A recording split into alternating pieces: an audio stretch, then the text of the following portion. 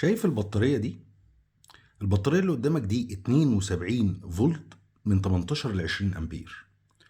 شايف الفولت اللي طالع على الشاشة ده؟ اوعى تعمل الحركة دي خالص. الحركة دي ايه؟ ان تخلي البطارية تبقى مثلا 72، هي في الفول تشارج 84. هنا البطارية مديك كام؟ مديك 65 فولت و9 من 10 او 66 فولت. ممنوع منعا باتا ان انت تعمل الحركة دي. ايه الحركة دي؟ ان انت خليت البطارية تفرغ لحد اخر قدرتها. البطارية دي المفروض بتمشيني حوالي 40-45 كيلو. انا مشيت عليها حوالي 54 كيلو او 53 كيلو. اصبحت البطارية هنا ايه؟ اديتني 65 فولت.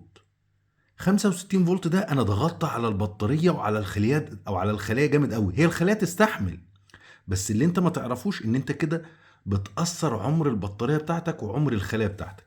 تعال نشوف درجة الحرارة كده. بص درجة الحرارة جايبة كام؟ 38.7 من 10. المفروض الريتد الطبيعي لدرجة الحرارة للبطارية دي في الوضع الطبيعي وفي نهاية التفريغ تكون مدياك قد ايه؟ تكون مدية درجة حرارة حوالي 34-35. انت سخنت الخلايا اللي جوه لدرجة انها جابت معاك 38.7 من 10. طبعا زي ما انت عارف ان حوار ان انت تخلي الخلايا تقعد تضغط عليها للاخر عشان خاطر تجيب اخر طاقتها ده غلط جدا، اللي هو اسمه التفريغ العميق. ما خليش البطارية تجيب اخر حاجة فيها، لان ده بيسبب ان البطاريات بعد الضغط الشديد عليها بتسخن من جوه، فلما تسخن من جوه يبتدي العمر الافتراضي ليها يقل حتى لو ما كملتش عدد دورات الشحن المناسبة بتاعتها. فمعلومة مهمة كده حبيت اشيرها لكم، ان انت ما تضغطش على البطارية بتاعتك لغاية ما تفصل منك. المفروض ان البطارية دي تفصل مني على 70 فولت، يعني انا اشحنها على 70. ما هي ما تفصلش على 70، لا هي تجيب 65 عادي مفيش مشكلة، بس انا عندي 70 فولت ابتدي اشحن البطارية بتاعتي عشان احافظ على العمر الافتراضي وعدد دورات الشحن.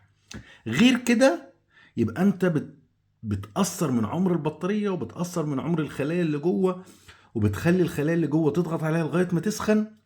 السخونيه دي بتسخن المحلول اللي جوه، فبيبتدي سنه بسنه يتبخر منك، فلما يتبخر ويحصل له انكماش تلاقي ان الطاقه والقدره بتاعت البطاريه ما بقتش زي الاول.